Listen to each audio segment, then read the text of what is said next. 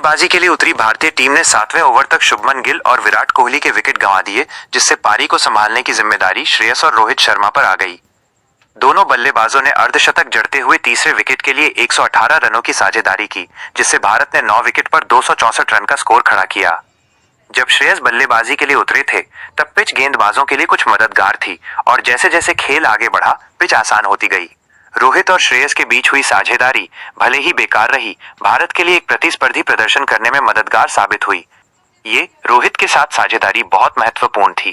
हम बस यही कह रहे थे कि चलो अपनी तरफ गति बनाएं, क्योंकि हेजलवुड कमाल की गेंदबाजी कर रहे थे और गेंद अंदर बाहर सीम कर रही थी। ये बल्लेबाजी के लिए आसान विकेट नहीं था, खासकर शुरुआत में। श्रेयस ने कहा, इसलिए हम शुरुआत में आक्रामक रुख अपनाना चाहते थे, लेकिन साथ ही रन बनाना आसान नहीं था।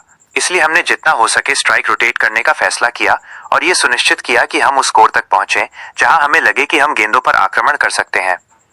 ऑस्ट्रेलिया ने 8 विकेट खो दिए थे, फिर भी उन्होंने केवल 46.2 ओवर में लक्ष्य हासिल कर लिया, जिसमें कोहली 61 रन बनाकर नाबाद रहे।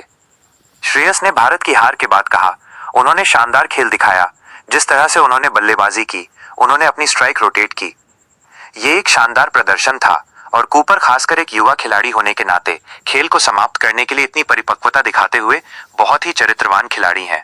वो ऐसे खिलाड़ी हैं जिन्हें मैंने भारत ए बनाम ऑस्ट्रेलिया ए मैचों में भी देखा है।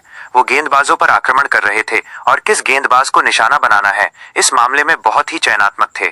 इसलिए जहां श्रेय मिलना चाहिए वहीं मिलना चाहिए। 3 मैचों की सीरीज का ज्यादा महत्व न होने के बावजूद श्रेयस ने माना कि हार बेहद दुखद थी। उन्होंने कहा, ये वाकई दुखद है।